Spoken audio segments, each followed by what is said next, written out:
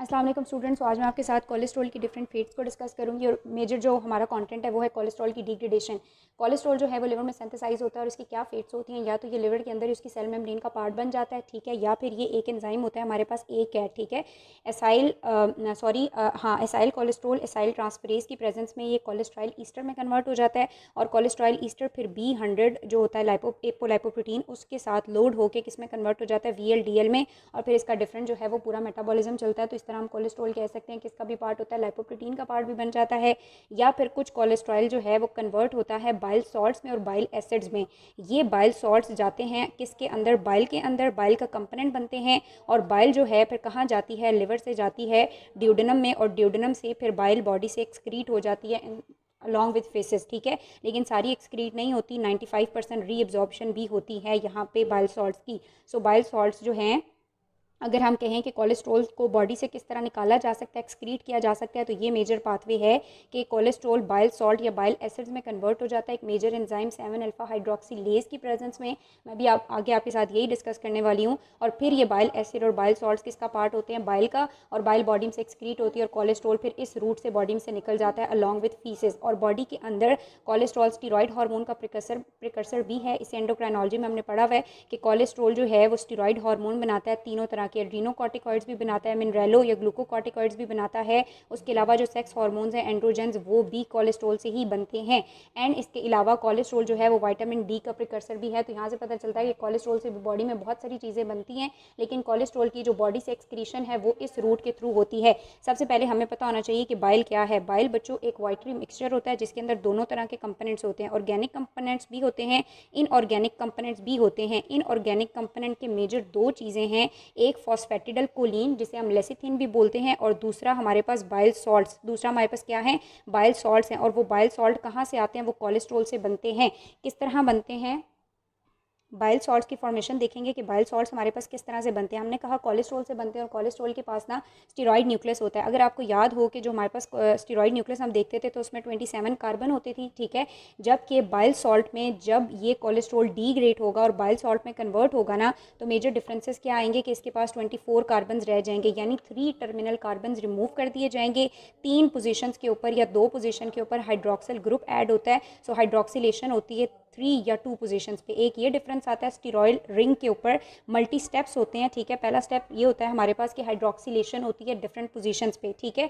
उसके बाद इसके जो टर्मिनल ग्रुप होता है ना, ऐसे करके वो रिंग के ऊपर ना हमारे पास ऐसे टर्मिनल, आपको स्टीरॉयल न्यूक्लियस अगर याद हो तो हमारे पास 7 जो है वो ग्रुप होते हैं, 1 2 3 4 5 6 7। तो इसमें से 3 रिमूव कर दिए जाते हैं कार्बन, पीछे 4 कार्बन वाली चेन रह जाती है, 1 2 3 4, और इसके साथ ना कार्बोक्सिल ग्रुप इंड्यूस कर दिया जाता है, ठीक है। तो बाइल सॉल्ट किस तरह से बनते हैं, स्टीरॉल से, कि हमारे पास एक तो उसके ऊपर क्या हो जाती है, हाइड्रोक्सिलेशन होती है, दूसरा उसके टर्मिनल कार्बन्स को रिमूव किया जाता है, और तीसरा एक कार्बोक्सिल ग्रुप इंड्यूस किया जाता है।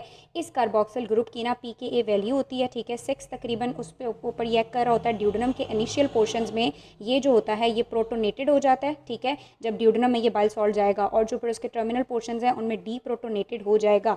एक बात बस आपने याद रखनी है कि जो हाइड्रोक्सिल ग्रुप है ना, ये 3 ग्रुप या 2 ग्रुप इंड्यूस होते हैं हमारे पास। अगर मैं यहाँ पे बात करूँ कि ये मेरे पास कोलेस्ट्रॉल है, ठीक है, इसके ऊपर multi step multi reaction enzyme होंगे, और ये हमारे पास किस में कन्वर्ट हो जाएगा, शुरू में ये हमारे पास कन्वर्ट होता है, अगर इसके पास 3 हाइड्रोक्सिल ग्रुप लगेंगे तो हम इसको कहते हैं कि ये हमारे पास कॉलिक एसिड बन गया, ठीक है, जो कि बाइल सॉल्ट है।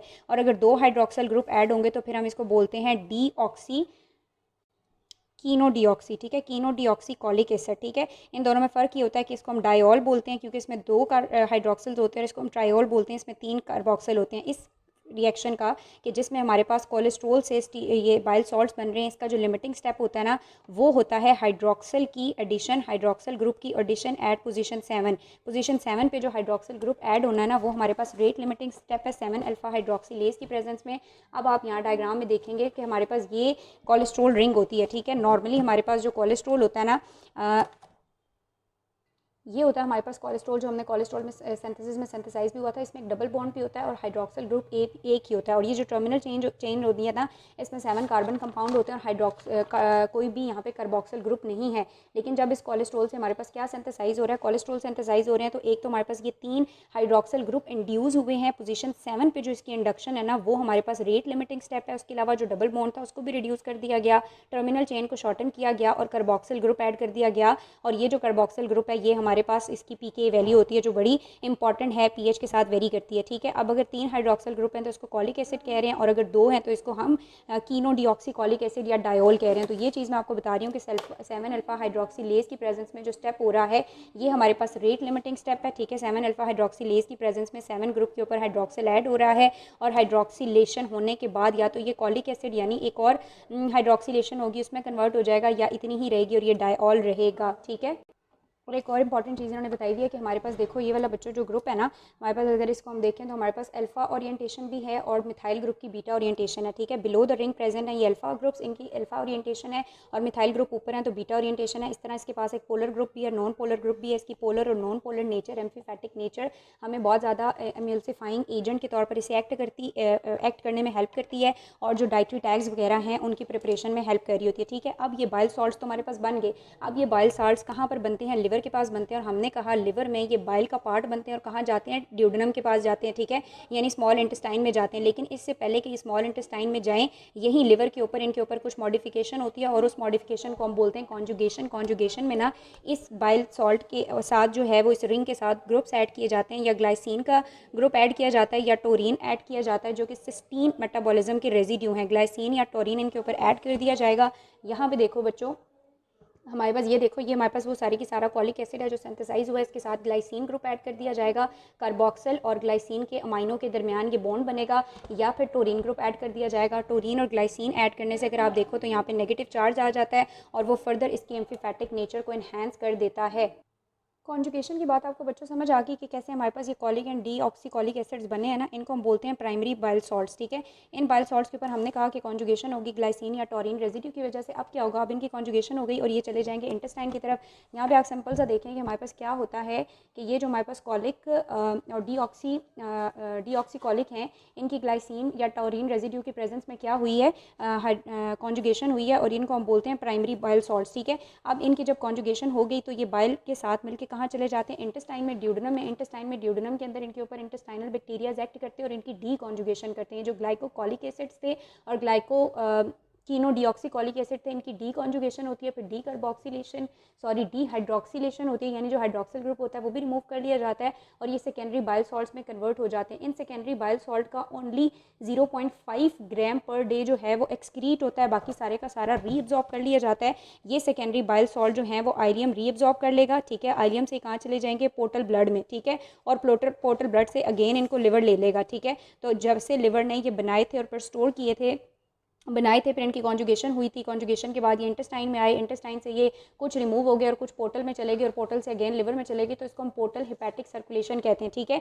ये सेकेंडरी बाइल सॉल्ट जो है वो मोर देन 95% रीअब्जॉर्ब हो जाते हैं, तो इसको हम कहते हैं पोर्टल हेपेटिक सर्कुलेशन। तो अब आपको ये सारी चीज़ समझ आ रही है कि कोलेस्ट्रॉल से किस तरह बाइल सॉल्ट्स बने, क्या क्या चीज़ें हुई। हाइड्रोक्सिल ऐड हुआ, डबल बॉन्ड रिमूव हुआ, टर्मिनल कार्बन रिमूव हुए, कार्बोक्सिल ऐड हुआ, उसके बाद कॉन्जुगेशन हुई, फिर कॉन्जुगेटेड इंटेस्टाइन में गए, उनकी डी कॉन्जुगेशन हो गई, उनमें से सिर्फ 0.5 ग्राम डेली के एक्सक्रीट होते हैं, बाकी सारे के सारे 95% रीअब्जॉर्ब कर लिए जाते हैं सेकेंडरी बाइल सॉल्ट्स।